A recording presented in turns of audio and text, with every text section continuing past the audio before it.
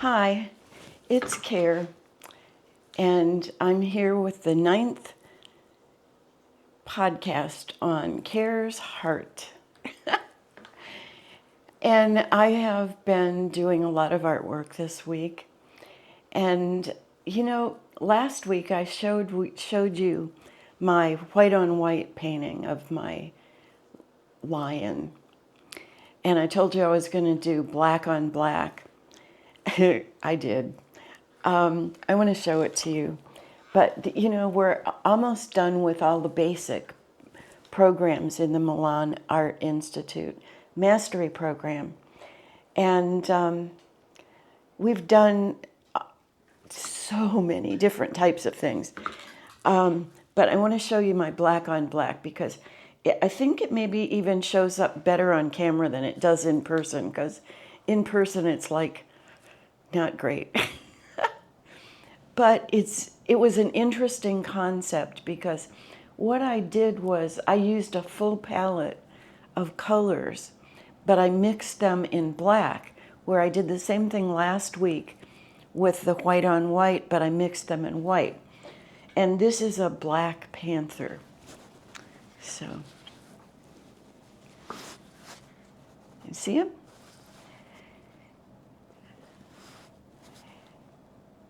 It's kind of interesting.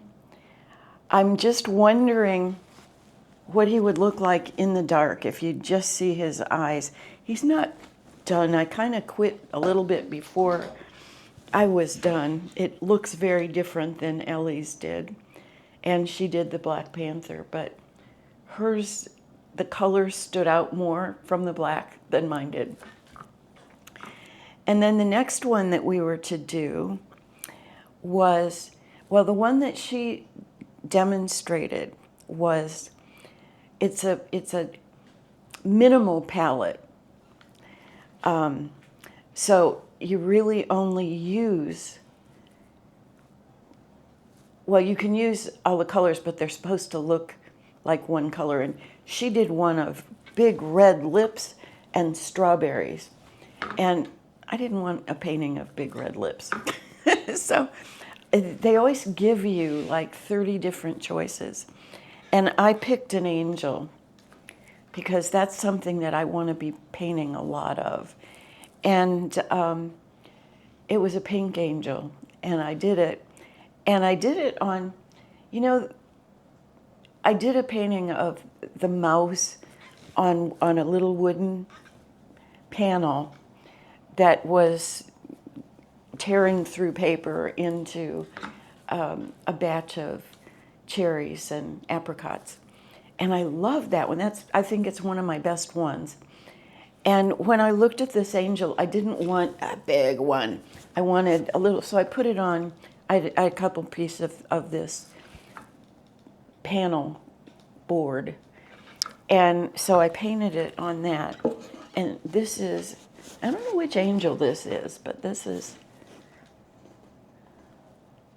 my pink angel. And it's just pinks and purples mixed in with white.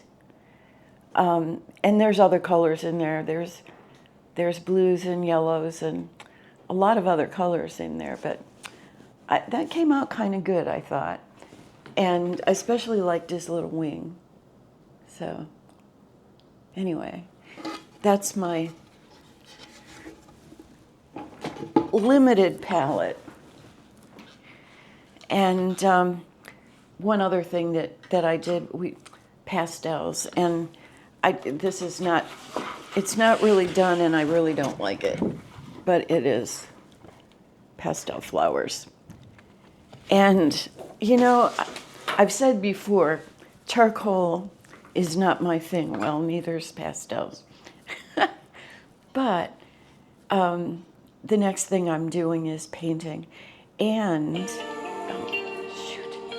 so sorry, let me turn that off.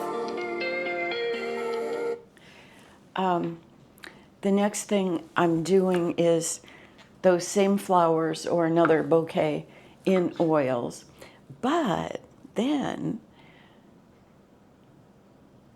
Well, Wednesday's my birthday, and Friday I'm driving to Sarasota to do a 3-day workshop with Milan, and it's called Breaking the Barriers or Breaking the Rules. Breaking the Rules. And I'm real excited about that, except I have to come up with a source, because with everything that we did, it's like, here, I'll show you my source for my angel. We have to come up with a source that we're going to paint and do mixed media with. And I have never created a source. So I'm not sure what I want to paint, but I got to figure it out soon, because I'm going to be driving down there. And there's a Facebook group or a Telegram group that of all the people that are coming to that workshop, and everybody's got their sources except me, I think. And but I'll figure it out. So this is going to be a very interesting week.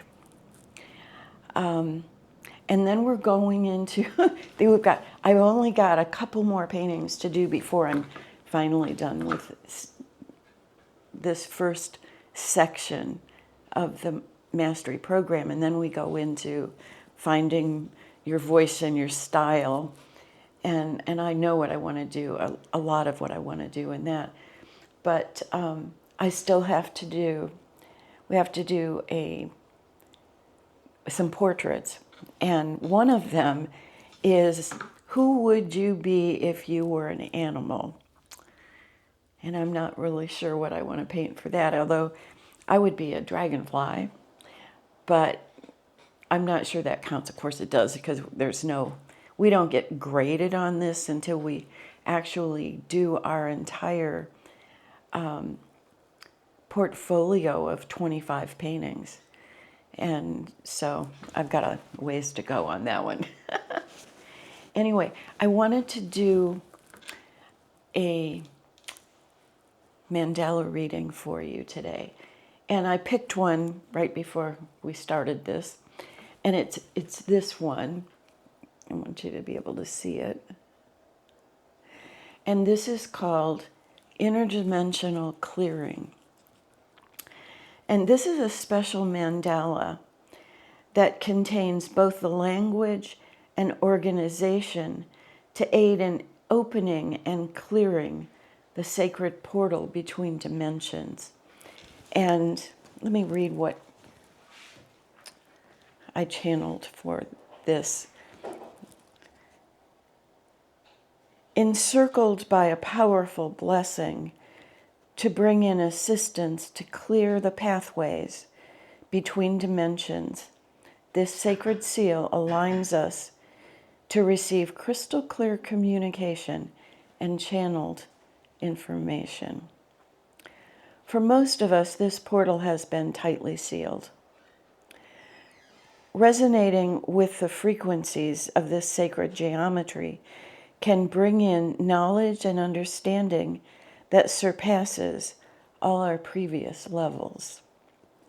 Activate this mandala when working with dimensions of time and space, clearing old physical and emotional pain, energy patterns, and karma. Then experience new structured information. Flood your cells with light of knowing and oneness of all there is. So let me have you look at that again. Clearing interdimensional space. And that was really appropriate because, as I talked to you about the 3 days of darkness in my last podcast, and it's coming up next week, maybe. Let me just go over this, because if this is the first one you're listening to, you're going to go, what's she talking about? One of the most repeated prophecies all through almost every religion, through every denomination, through centuries, has been, toward the end times, there will be 3 days of darkness where it's important for you to stay home, block your windows, seal your doors, and light candles, beeswax, blessed beeswax candles, because the earth is going to be throwing off negative energies that have collected for generations. Even, going back through all of the ancestors. And it will block the sun, the moon, and the stars for 3 days. And I heard a date. Now, people can be off with dates. But the date that has been brought to us, and this has been predicted through 19 different Catholic saints throughout history, through Edgar Casey, through Hopi elders, and the Galactic Federation of Light. And they're the ones that actually gave the date of May 20th, which is next week. Wednesday, next week. And so I wanted you to be aware of that. And this interdimensional clearing, where you're throwing off old physical and emotional pain, energy patterns, and karma, is really something to work on this week. Because what's going on outside your house, those 3 days of darkness, will be awful outside. Don't go out. Stay in. Even if you have a dog. I've got a dog. And she's staying in. It's going to be a mess. But I don't want her out in that. Energetics that are being thrown off. And by what they're saying, the second day, stuff that you have, old pain and torment and experiences, physical, mental, emotional, spiritual, that you have stuffed, will come up.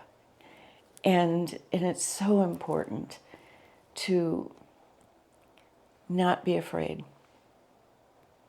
To not be afraid. That this is all divine timing. It's happening for a reason. And it serves us. I've always said that. Everything happens for a reason, and it serves us. But if you didn't know that this was coming, and it was dark for 3 days, and your outside was shaking and noisy and crazy and negative, it could do real damage. Major. So, I didn't want you to think I was crazy, telling you about this, but I think everybody needs to know this, because if this happens, you wouldn't know when it was going to end. You wouldn't know what the heck was going on. And it's a pretty important stage. And when this is done, we should be able to breathe a lot easier. There should be a lot more peace and prosperity and gentleness on our planet. And it's not just here, it's the entire planet.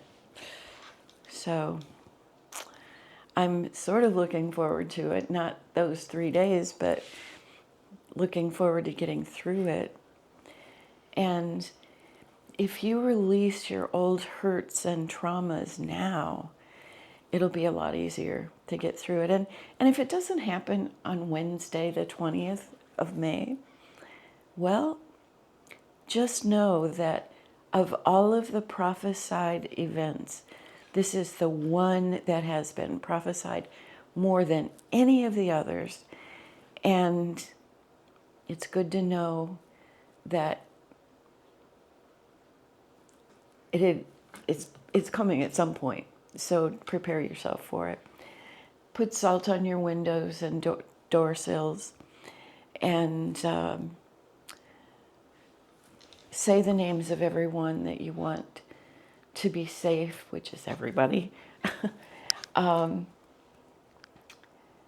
Light your candles, beeswax candles. And it's just, you can go on YouTube and just put in 3 Days of Darkness, or put in Codex, Codex, and you'll hear more about it. There's even a little booklet that you can download that has everything you should be doing. But covering your windows, which I have big windows in the back of my house with no curtains. So I had curtain rods put up the other day, and I'm going to hang quilts and things over those windows. And, you know, if it doesn't happen now, it will at some point. But I'm prepared, and I just wanted you to be too. And I hope the date is not wrong in terms of, you know, because I'm going to be out of town for 3 days painting. And but everything happens for a reason, and it serves us. And I'm so glad to have you as a friend. And oh shoot, sorry, my phone's always ringing, and I would usually leave them in the other room, but not today. So have a good week. Blessings to all of you. You are in my prayers, every one of you. And hopefully, if this 3 Days of Darkness happens next week, you are protected and safe, and so are all of your loved ones. And you might mention this to them so that they know what's going on. Because can you imagine if all of a sudden it was dark for 3 days, or, I mean, you didn't even know how long it was going to last, what you would think and what you would go through, and you would probably run outside and turn on your television. Don't do that. Don't do your phone or your television, because they will be carrying extremely negative frequencies at that time too. So prayers for all of you. Hopefully see you next week. Bye now. I should have something amazing to show you next week. So see you then. Bye now.